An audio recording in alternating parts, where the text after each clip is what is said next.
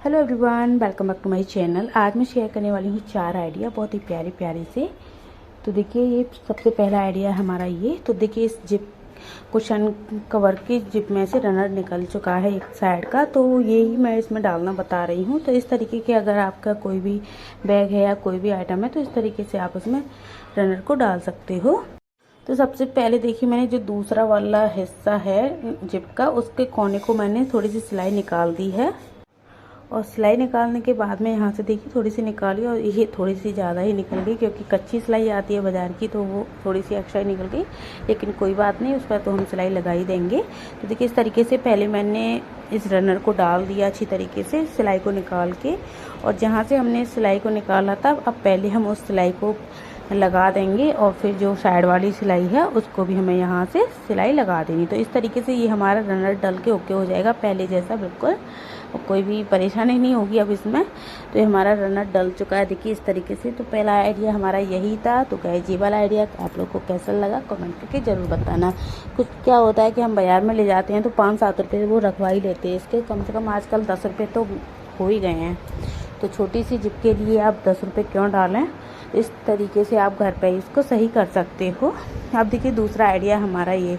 तो कपड़ों में अक्सर क्या होता है, ये धागे वगैरह निकल आते हैं, तो यहाँ से हम अगर कट वगैरह कर देते तो वो जो कपड़े हैं हमारे वो ख़राब हो जाते हैं। लेकिन आपको उन धागों को कट नहीं करना है, तो क्या करना है वो मैं आप लोग को दिखाने वाली हूँ। तो सबसे पहले आपको लेनी है बड़ी वाली सुई इस तरीके की, और उसको देखिए इस तरीके से अंदर की साइड में इसमें सूट में डाल देना है। एक ही पर्दा लेना है आपको सूट का, पीछे वाला नहीं लेना है। और ये डालने के बाद में आपको क्या करना है, इसका जो धागा है ना, उस सुई के जो होल है उसमें डालना है आपको। देखिए इस तरीके से डाला, और सुई को पहले आपको सूट में घुसा देना है। जब आपको धागे को डालना है इस तरीके से पीछे की साइड में धागे को कर देना है। तो धागे को पीछे कर दोगे तो जो आगे धागा था वो दिखेगा नहीं, और आपको काटने की भी ज़रूरत नहीं पड़ेगी। तो आप इस तरीके से भी कर सकते हो।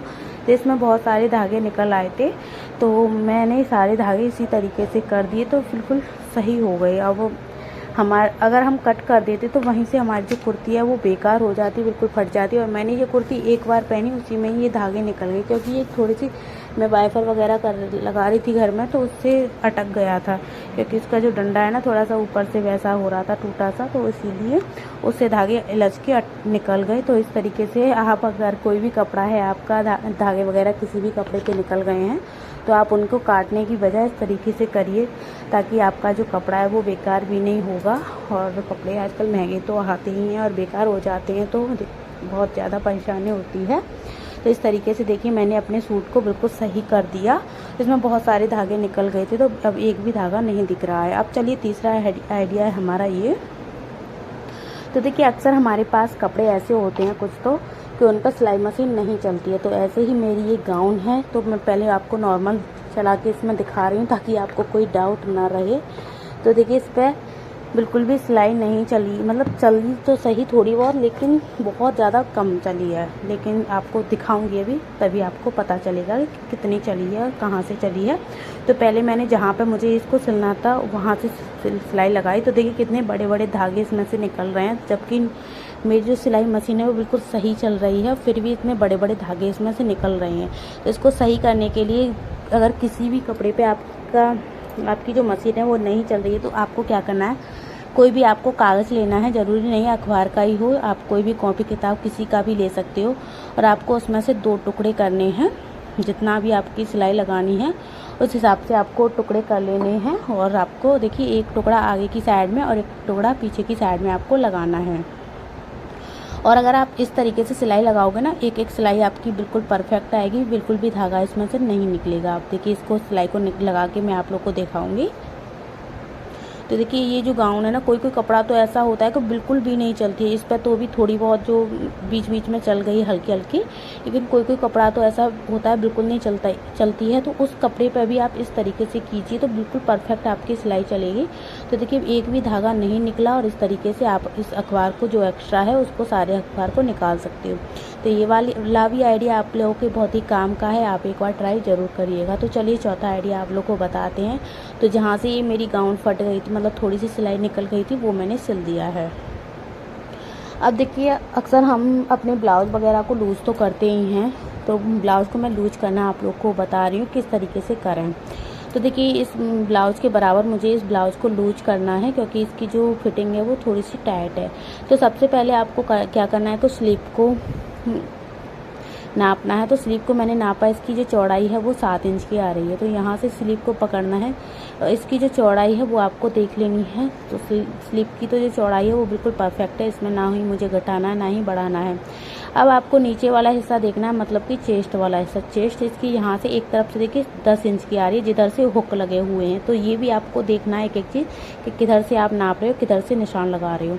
तो जिधर से हुक लगे हुए थे वहाँ से मैंने इसको नापा, तो ये थोड़ा सा मतलब 9.5 पे था। तो इस पर मुझे 10 इंच पर निशान लगाना है, क्योंकि चेस्ट इसकी कम थी, बाजू इसमें ज़्यादा था।